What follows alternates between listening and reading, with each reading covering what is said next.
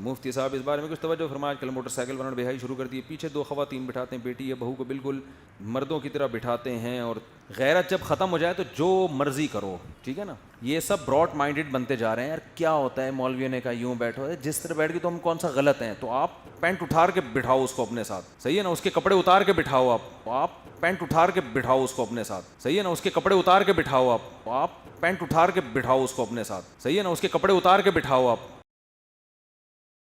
شادی کے موقع پر پیسے لوٹانا, سلامی دینا جائز ہے, بالکل. یہ تو ایک کلچرل چیز ہے, جائز ہے, بشرطے کہ وہ پیسے لوٹانے میں مرد و عورت کا اختلاط نہ ہو جائے لوٹنے والوں میں.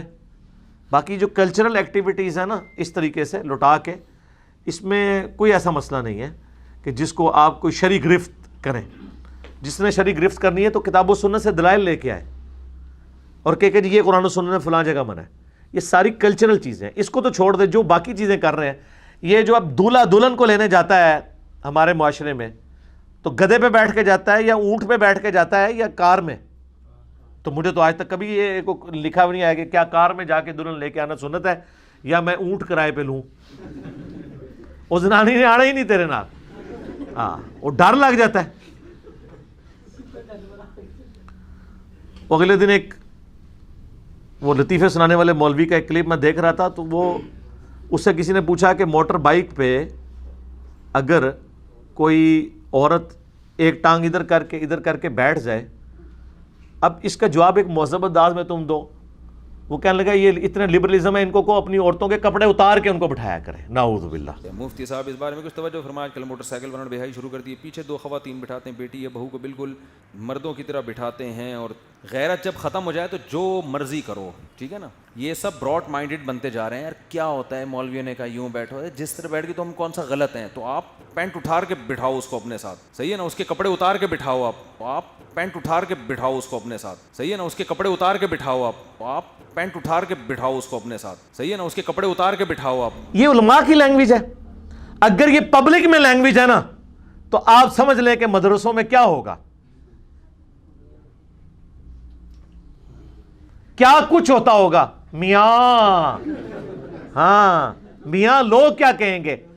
اب لوگ کیا کہیں گے اگر میں بتاؤں مدرسوں میں کیا ہوتا ہے, اور آج نہیں پرانے مدرسوں میں بھی کیا ہوتا تھا. اس لیے اس ٹاپک کو میں ادھر چھوڑتا ہوں. تو یہ بات ہے کرنے کا, تو اس کے لیے پھکی سن لیں. اس مولانا سے, اس مفتی سے پوچھو کہ صحابہ کرام علیہم رضوان یا ان کی جو بیویاں تھیں, وہ جب اونٹ پہ بیٹھا کرتی تھیں تو دونوں ٹانگیں ایک طرف کر کے بیٹھتی تھیں یا ایک ٹانگ ادھر کر کے ایک ادھر. وہ جو ڈولی رکھنے والی بات ہے نا, وہ تو چند ایک جو امیر لوگ تھے وہ بےچارے وہ ہودج بنا سکتے تھے. عام عورتیں تو اس طرح ہی بیٹھتی تھی. صحیح بخاری مسلم دونوں میں موجود ہے. نبی علیہ السلام جب غزوہ خیبر سے واپس آ رہے تھے تو نبی علیہ السلام نے اونٹ پہ بیٹھے ہوئے اور اپنے پیچھے آپ صلی اللہ علیہ وآلہ وسلم نے سیدہ صفیہ کو بٹھایا ہوا تھا. ہودج نہیں تھا, اونٹ پہ ڈائریکٹ بیٹھے ہوئے تھے اور پیچھے بٹھایا تھا. تو پیچھے جب کوئی عورت بیٹھی ہوگی اونٹ پہ تو دونوں ٹانگیں ایک طرف کر کے, تو آپ جس مرضی کو بٹھائیں وہ جا کے نیچے گرے گا جب اونٹ چلے گا. وہ آپ کر ہی نہیں سکتے. اونٹ کی انہوں نے کوہان کے اوپر ایک لکڑی سی رکھی ہوتی ہے, اس پہ وہ اگلا بندہ پکڑ کے بیٹھتا ہے اور جو پیچھے والا ہے اس کو پیچھے پکڑ کے بیٹھتا ہے. تو نبی علیہ السلام نے اپنی بیوی کو اپنے پیچھے بٹھایا تھا. لہٰذا مفتی صاحب رجوع کریں, نبی علیہ السلام نے جو اس زمانے کی جو موٹر بائک تھی نا, اس پہ ایک ٹانگ ادھر کر کے اور ایک ٹانگ ادھر کر کے اپنی بیوی سیدہ صفیہ کو بٹھایا. لیکن ان لوگوں کا کیا حدیثوں سے لینا دینا, یہ تو پڑھتے ہیں اپنے بزرگوں کی کتابیں. میاں بس اتنا, زیادہ نہیں, زیادہ آگے نہیں جاؤ. یہ تو وہ پڑھتے ہیں. اور یہ تو آج کل آپ کو برا لگ رہا ہے, آپ گاؤں ایریا کے جتنے لوگ ہیں ان سے پوچھیں کہ یہ اپنی بیوی بچوں کو ایون اپنی ماؤں کے ساتھ جب سفر کرتے ہیں گاؤں ایریا میں, وہ کمفرٹیبل ہوتے ہیں ایک ٹانگ ادھر رکھ کے ایک ادھر رکھ کے بیٹھنے میں. یہ آج سے تو نہیں لوگ موٹر بائک پہ بیٹھ رہے ہیں ایسے. گاؤں کے لوگ تو ہمیشہ سے بیٹھتے ہیں. وہ بیچارے تو 40-50 کلومیٹر کا سفر جی ٹی روڈ کے اوپر اپنا کرایہ بچانے کے لیے, آسانی کے لیے موٹر بائک پہ کرتے ہیں, اور اس میں کمفرٹیبل ہے, گرنے سے بندہ بچ جاتا ہے. اور آج کل تو بعض موٹر بائک ایسے عجیب و غریب قسم کے انہوں نے بنائے ہوئے ہیں, بدتمیز قسم کے. وہ موٹر بائک اونچی اونچی ان کی سیٹیں ہیں, اور وہ نیچے جو پیڈسٹل ہے وہ بھی ایسا ٹیڑھا ہوتا ہے کہ ایک پاؤں رکھو دوسرا رکھا نہیں جاتا, تو چانس ہوتے ہیں کہ سلپ ہو جائے. تو ایک طرف ٹانگ ادھر ہو ایک طرف ادھر ہو, اور اگر کوئی بیٹھ جاتی ہے عورت, اس سے آپ کا وہ کیا لے رہی ہے؟ اگر وہ پردے کے اندر بیٹھی ہوئی ہے آپ کو کیا مسئلہ ہے؟ تو کسی بات پہ ورڈکٹ دیتے ہوئے قرآن و سنت سے دلیل دیکھ لینی چاہیے اس کو غلط کہنے کے لیے. دنیاوی معاملات میں غلط کہنے کے لیے دلیل چاہیے کتاب و سنت سے, اور دینی معاملات میں اس کا ثابت ہونا دیکھنا ہوتا ہے. یہ ہماری کلچرل چیزیں ہیں. سلامی ہو گئی, عورت کو مہندی لگا دی, مرد کو تو مہندی نہیں لگائیں گے, وہ تو لگانی نہیں چاہیے, وہاں تو منع ہے. باقی جتنی کلچرل چیزیں ہیں جس میں مرد و عورت کا اختلاط نہ ہو, وہ سب کی سب چیزیں جائز ہوں گی اس معاشرے کے اعتبار سے. سیرا تو ان کو نظر آ رہا ہے کہ جی ثابت نہیں ہے. تو یہ جو مولوی نکاح پڑھانے کی اسلامی لیتے ہیں, نبی علیہ السلام اپنے جب صحابہ کے صحابیات کے نکاح پڑھاتے تھے تو 5-5 ہزار روپے لیتے تھے. آج تک کسی اہل حدیث مولوی نے اس کو تو بدعت نہیں کہا. کوئی ہے تو اڑے علم وچ دسو منو, زیادہ کوئی ہے بدعت سیرا لوائے لا کے وہ ہاتھ پڑاؤ جس سے سوری ہو گئی, پگڑی اتار دی رکھ لیں, پھر سلامی دیں ساتھ ہی پکڑ کے جیب میں ڈالیں, کو یہ بھی ثابت نہیں ہے. ان تو اڑنا ہی کچھ ہی ہونا چاہیے. ان کا دیکھو تھوڑی دیر پہلے میں بھی تھوڑی گل مان لی سی نا, تو ہوں تسی بھی لیاؤ کیڑی قرآن اور صحیح حدیث سے ثابت کریں. ٹھیک ہے, جو آپ کو آپ کے اسلاف سے ہٹا رہا ہے اور یہ کہہ کے کہ میں بابوں کو نہیں مانتا, اس کا مطلب وہ نیا بابا بن کے نئے بابی پن کی بنیاد رکھ رہا ہے. وہ کہہ رہا ہے سارے بابوں سے ہٹا کے سب کو کس کا مرید بناؤ, سب مجھے بابا سمجھے, باقی ساری قوم بابا لیس ہو جائے. وہ آپ المحند المفند کے 3 عقیدوں پہ ابھی جب 2 گھنٹے کا فضول ترین ویڈیو آئی ہے نا, اس میں بھی المحند کو ہائی لائٹ کیا ہے. اس میں عقیدے قرآن و سنت کے خلاف المحند کی عبارت کو غلط وہ مفہوم بیان کر رہا ہے جو علماء دیوبند مراد نہیں لیتے. بہتان باندھ رہا ہے علماء دیوبند پہ. ہمارے پیچھے تو پورا ایک اہل حق علماء کا ایک گروہ کھڑا ہوا ہے. یہ ان کی عزت کا سوال تھا. میری ذات کیا ہے, میری کیا حق. میں نے المحند کو پڑھنا شروع کیا, میں نے اس پہ دلائل مجھے لگا یار یہ تو 100% قرآن. اس سے پہلے مجھے پتہ ہی نہیں تھا کہ المحند میں لکھا کیا ہے. اس سے پہلے مجھے پتہ ہی نہیں تھا کہ المحند میں لکھا کیا ہے. اس سے پہلے مجھے پتہ ہی نہیں تھا کہ المحند میں لکھا کیا ہے. اشرف علی تھانوی صاحب نے کتاب لکھی ہے ارواح ثلاثہ, 3 روحیں, نام ہی دیکھ لیں, یعنی 3 مرے ہوئے بابوں کی کرامات, اور نیچے لکھا ہوا یعنی کرامات اولیاء. اس کتاب میں آپ کو وہ کچھ ملے گا. بلکہ مجھے کچھ عرصہ پہلے طارق میر صاحب نے فون کر کے کوئی میرا کلپ دیکھا, ان کا یار واقعی یہ لکھا ہوا ہے کہ قاسم نوتوی صاحب مرنے کے 6 سال کے بعد دیوبند مدرسے میں واپس آئے, قبر سے نکل کے صلح کرا کے پھر چلے گئے, اور بیداری میں. میں نے کہا ہاں جی لکھا ہوا ہے. کہتے ہیں مجھے تو نہیں پتا. تو اس لیے ہم ڈسپلے کروا دیتے ہیں, ہم نے نہیں کتابیں چھاپی ہوئی. جائیں پوچھیں کہ بزرگ یہ لکھ کے جو کچھ گیا ہے یہ کرامات اولیاء ہے. بریلویوں کا مردہ نکل آئے تو شرک, دیوبندیوں کا بابا نکل آئے تو توحید. پھر کہتے ہیں جی سعودیہ والوں نے جو بندی لگائی ہے, ہم پہ جھوٹا الزام لگایا کہ ہماری کتابوں میں شرک اور بدعت ہیں نا جناب, کیوں نہیں ہے؟ وہ آپ نے چشمہ دوسرا لگایا تھا نا, آپ کو صرف بریلویوں کی نظر آتی تھی. وہ اہل حدیث تو دونوں کو اوپر سے ایک نظر سے دیکھ رہے ہوتے ہیں نا, کہ کام انہوں نے بھی ڈالا ہوا ہے, کام انہوں نے, جس طرح میں بھی کہتا ہوں پابندی نہیں ہونی چاہیے, یہ غلط ہے. سلیبس کو چینج کروائیں, ریاض الصالحین شروع کروائیں, میری ویڈیو اس پہ پہلے آ چکی ہے. کام تو ڈالا ہوا ہے انہوں نے. اسی ارواح ثلاثہ میں لکھا ہوا ہے کہ جی ایک دفعہ رشید احمد گنگوئی صاحب نے مدرسہ دیوبند کے بانی جو ہیں قاسم نانوتوی صاحب, ان کو پبلکلی کسی جلسے کے موقع پر یا پبلک گیدرنگ کے اندر انہوں نے ان کو پبلکلی چارپائی پہ لٹایا, پھر خود ساتھ ان کے لیٹ گئے, پھر کروٹ ان کی طرف کی, پھر عاشق صادق کی طرح ان کے سینے پہ ہاتھ رکھا. یہ الفاظ اس میں لکھے ہوئے ہیں, یہ میں نہیں کہہ رہا. اور اب اتنا کچھ اگر کسی کے ساتھ ہو رہا ہو تو اس بیچارے نے بولنا ہی ہے نا آگے سے. تو قاسم نانوتوی صاحب جو مدرسہ دیوبند کے بانی ہیں, انہوں نے کہا کہ میاں یہ کیا کر رہے ہو, لوگ کیا کہیں گے؟ تو رشید احمد گنگوئی صاحب فرماتے ہیں کہ کہنے دو لوگوں کو, یعنی اگر میری زبان میں آ سکتے کہنے دو, یہ تو ہے ہی بٹ دماغ نے, انہوں نے اتنا دماغ ہے کہ یہ سوچن کہ بابے بھی غلط ہو سکتے ہیں. لیکن ان کو نہیں پتا تھا کہ آج وہ وقت آ چکا ہے کہ لوگ گلی گلی کہہ رہے ہیں کہ بابے تھے, شاہی کوئی نہیں. دیکھو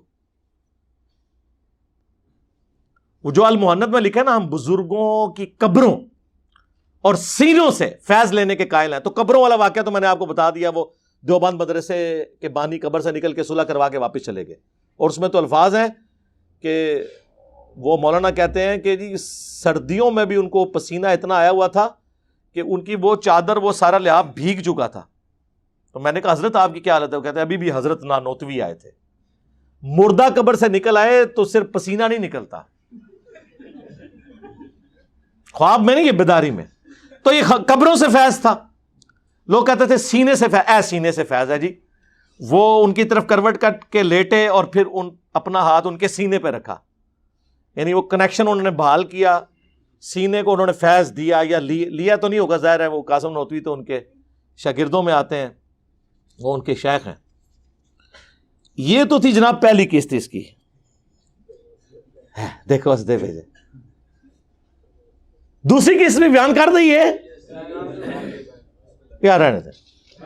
نہیں یار، وہ پھر کہیں گے یہ بالکل اس طرح کر رہا ہے اور وہ کر رہا ہے، کتابوں سے کر رہے ہیں. چلے جی، بلال بھائی کہہ رہے ہیں کتابوں سے ہی کر رہے ہیں نا، تو چلے ہم کنٹرول الفاظ میں، وہ اتنے فلمی الفاظ تو میں استعمال نہیں کر سکتا. تذکرۃ الرشید ایک کتاب ہے جس میں رشید احمد گنگوئی صاحب کا تذکرہ ہے، یعنی ان کے حالات زندگی ہیں اور ان کے اپنے چاہنے والوں نے بیان کیے ہیں. اس میں اس کی اگلی اور سمجھ لیں آخری قسط ہی ہے، یا آج جو ہم بیان کر رہے ہیں یہ آخری قسط ہوگی ان کے لیے. اس میں اس خواب کا ذکر موجود ہے. یہ تو بیداری تھی نا کہ وہ عاشق صادق کی طرح لیٹے، اور قاسم نانوتوی کو بھی سمجھ آ گئی. انہوں نے کہا میاں کیا کر رہے ہو، لوگ کیا کہیں گے. اس کی اگلی قسط یہ ہے کہ تذکرۃ الرشید میں لکھا ہے کہ رشید احمد گنگوئی صاحب کہتے ہیں کہ میں نے ایک رات خواب میں دیکھا کہ مولانا قاسم، جن کو انہوں نے پہلے لٹایا تھا اور سینے میں فیض ٹرانسفر کیا تھا، وہ دلہن کی شکل میں میرے عقد میں آئی ہیں.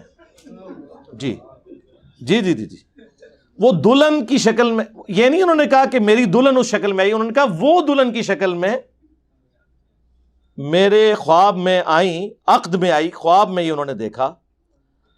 اور اس کو آگے بیان کرنے سے پہلے میں بتا دوں کہ بخاری مسلم دونوں میں حدیث ہے کہ خواب کی 3 اقسام ہیں: اللہ کی طرف سے، شیطان کی طرف سے، یا نفس کی طرف سے.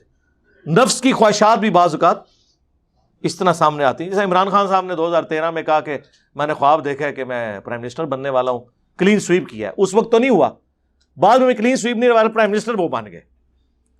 تو اس وقت جو خواب انہوں نے دیکھا تھا نا، وہ ان کی نفس کی خواہش تھی، وہ سامنے آئی. ہر وقت جب بندہ سوچے تو کچھ نہ کچھ تو ہو جاتا ہے. ڈاکٹر طاہر القادری صاحب نے تو آپ میں سے کئی لوگوں کی پیدائش سے پہلے یہ خواب دیکھا ہوا ہے.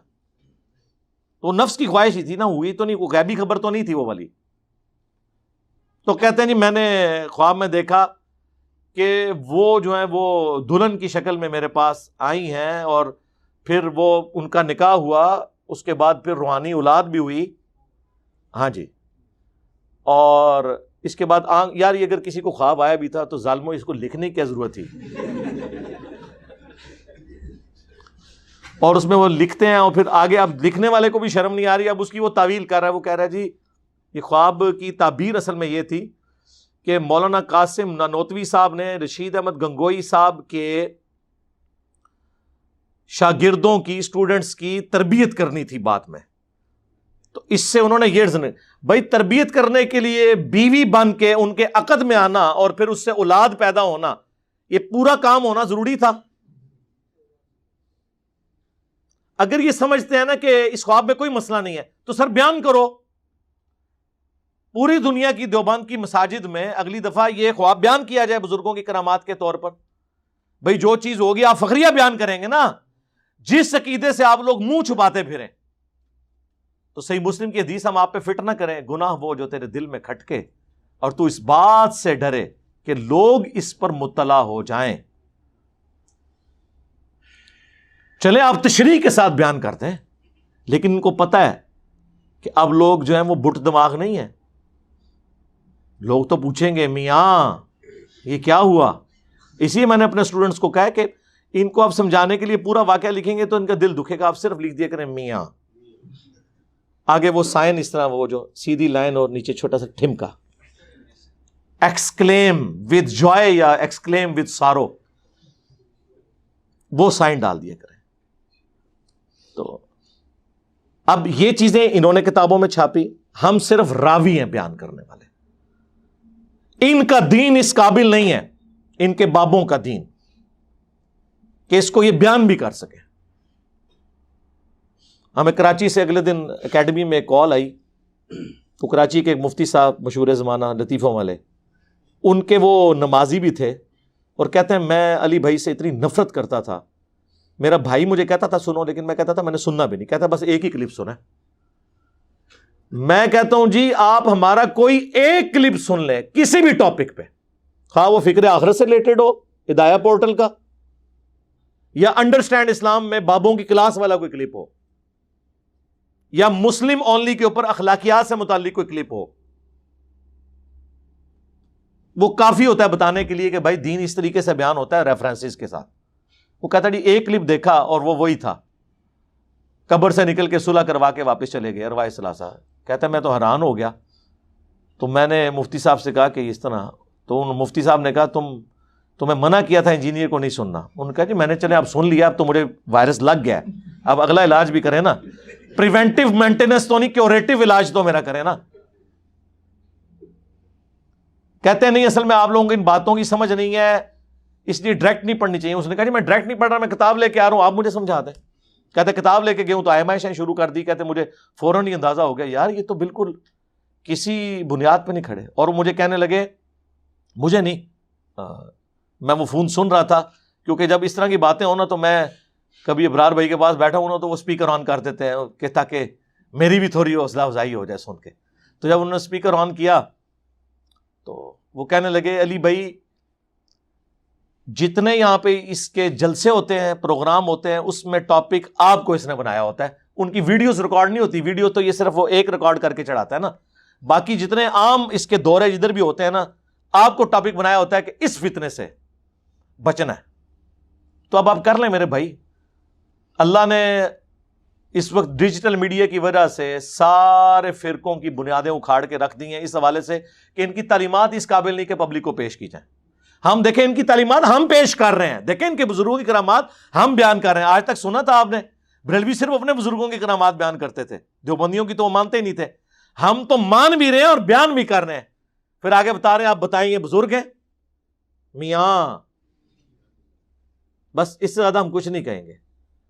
تو یہ ایک علمی ایک بوجھ تھا، ہم نے اپنے کندھے سے اتار دیا. کئی بار میں نے کہا دوسری قسط ہے، لوگ کہتے تھے لیاؤ دوسری، تو بس وہ دانش دی موت ہو گئی ہے. ٹھیک ہے نا.